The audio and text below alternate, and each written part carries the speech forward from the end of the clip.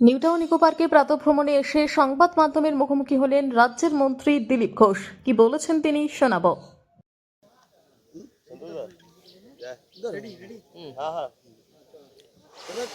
Mamata Banerjee high court गए थे भवानीपुर निर्वाचन का लेकर। नहीं, वो जब संकट में आती हैं तब कोर्ट में जाती हैं, लेकिन कोर्ट का जजमेंट नहीं मानती। इनकी ये अभ्यास है, इनकी ये प्रैक्टिस है। आज जो सब कुछ चला गया, पार्टी भी चला गया है, पार्टी का कार्यालय भी चला गया है। जो हार चुके हैं 15,000 से ज़्यादा वोटों से, वहाँ जाके अपील कर रहे हैं कि वहाँ रिकाउंटिंग हो, पोलिंग हो। तो ये भी उनका, इनको लग रहा है कि हम अभी भी चुनाव लड़ रहे हैं, हम हारे नहीं हैं। ऐसे में 5 साल बीत जाएगी। कभी ईडी कभी सीआईडी अभिषेक बंदोपाध्याय को पुष्टि। ना, उनका तो पहले भी हुआ है, अभी और ज़्यादा कॉम्प्लेंट्स आ रहा है। उस समय डर के मारे लोग नहीं बोलते थे, तो सबका समाधान होना चाहिए। काफी घोष ने फिर से लोकसभा के स्पीकर के पास कल्याण का नाम कंप्लेंट किया है। नहीं, कल्याण बनर्जी के ऊपर बहुत कॉम्प्लेन और उनके पार्टी के ही एमएलएस, कभी मुहा मैत्र, कभी काकुली घोष दस्तीदार, कभी और, लेकिन आज तक कार्रवाई नहीं हुई है। मुझे लगता है कि समय आया है और इसका ऊपर कार्रवाई करनी चाहिए, क्योंकि बार बार कंप्लेन आता है जिस व्यक्ति का ऊपर, तो ये कुछ तो मामला है।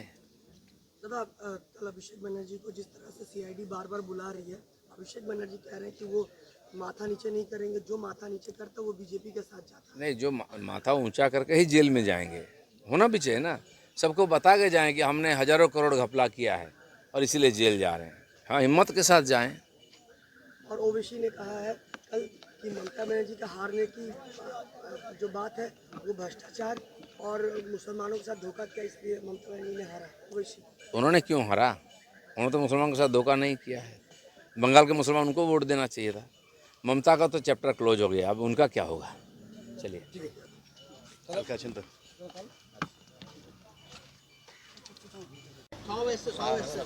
আচ্ছা যাই তাহলে।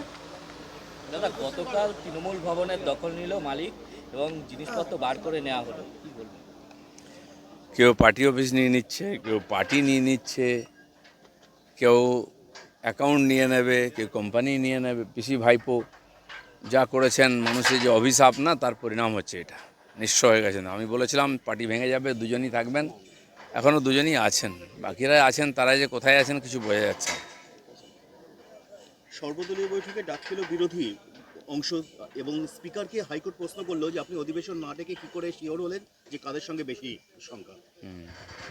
ঠিক আছে, যে লিস্ট এসছে সেই অনুযায়ী ডেকেছেন উনি। বাকিটা তো সদনে পরীক্ষা হয়ে যাবে, সেটাই। আর কালকে আছে অধিবেশন আছে, আমার মনে হয় সেখানে মেজরিটি হয়ে যাবে। সৌরভ বিশ্বাসের নামে আবার তোলাবাজির অভিযোগ। এক মহিলা অভিযোগ করলেন তার কাছ থেকে 80 লক্ষ টাকা নিয়েছেন সৌরভ বিশ্বাস। অনেক অভিযোগ আসবে আরও। বহু লোক একদিন মুখ বন্ধ করেছেন, এবার বলতে আরম্ভ করেছেন। খালি একজন দুজন নেতা নয়, এরকম শত শত নেতার বিরুদ্ধে এই অভিযোগ আছে, যারা অলরেডি পালিয়ে গেছেন, গায়েব হয়ে গেছেন। তারা জানতেন যে অভিযোগ হবে, আগেই পালিয়ে গেছেন। যারা আছেন তাদের তো পুলিশ দেখছে তাদের ব্যাপারটা। সন্দেশখালীতে খুলনা পাড়ে তৃণমূল নেতা দিলীপ মল্লিকের বাড়ির পাশে অস্ত্র উদ্ধার হলো নদীর চর থেকে। সুন্দরবন এলাকায় তো প্রথম থেকেই এই ধরনের অস্ত্রশস্ত্রের ভরমার ছিল। আমাদের এখানে রাজারহাট এলাকায় ওরম অস্ত্র পাওয়া গেছে। সারা পশ্চিমবঙ্গকে অস্ত্রের একটা মানে মজুদদার জায়গা করে দেওয়া হয়েছিল টিএমসির তরফে। অস্ত্রের কারখানা করেছিল, একাধিকবার বোম ফেটেছে, অস্ত্র উদ্ধার। মমতা ব্যানার্জি প্রকাশ্যে বলেছেন অস্ত্র উদ্ধার করুন, তাও পুলিশ করেনি, তারাই পাহারা দিত। এখন জনগণের চাপে তাদের বার করছে, টিএমসির অফিস থেকে বার করছে, প্রধানের অফিস থেকে বার করছে, মানুষ গিয়ে বার করছেন। তারা জানতেন, কিন্তু পুলিশ জানে না। যে পুলিশগুলো এখন এগুলো চালাকি করছে না, পাবলিক তাদেরকেও তার সাজা দেবে। আচ্ছা, বিভিন্ন জায়গায় জনকল্যাণ শিবিরে বিশৃঙ্খলা দেখা দিচ্ছে, কোথাও পদপিষ্টের মতো ঘটনাও ঘটে গেল। আমি গিয়েছিলাম জনকল্যাণ শিবির উদ্বোধন করতে। প্রচুর মানুষের চাপ। যদি এরকম হয়, সময় বাড়ানো উচিত, দিন বাড়ানো উচিত, এবং আরও কাউন্টার বাড়ানো দরকার আছে। কারণ কি, জনকল্যাণ শিবিরেতে একাধিক সরকারি সুবিধার ওখানে ব্যবস্থা রাখা হয়েছে। বিভিন্ন কার্ড থেকে আরম্ভ করে, আয়ুষ্মান থেকে আরম্ভ করে, বসুন্ধরা থেকে আরম্ভ করে স্টাইপেন্ড পর্যন্ত দেওয়া হচ্ছে। তো সেখানে মানুষের ভিড় একটু বেশি হচ্ছে। আমার মনে হয় এগুলো করার আগে ভেবে দেখা উচিত। কালকে হাইকোর্টে মমতা বন্দ্যোপাধ্যায় তারা ভবানীপুর নির্বাচনটা নিয়ে এখনও 15,000 ভোটে হারার পরেও উনি জিতে আছেন মনে করছেন, সেই ভাবের ঘরে আছেন। নিজের পার্টি অফিস চলে গেল, নিজের পার্টি চলে গেল, কিন্তু ভবানীপুর উনি ভুলতে পারছেন না। ভালোই, কোর্টে তো যে কেউ যেতে পারে। উনি গেছেন, আমাদের রাজারহাটের এমএলএ গেছেন, এক্স এমএলএ।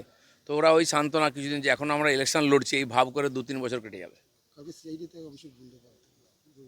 আবার চলতেই থাকবে। এখন তো প্যারেডের সময় এসছে না, সিবিআই, সিআইডি, ইডি, এনআইএ, তো এগুলো সমস্ত প্যারেড, এই যেগুলো নাম একদিন শুনে এসেছিলাম, দেখবেন একদিন কিছু করে না করে এবার করবে, দেখবেন।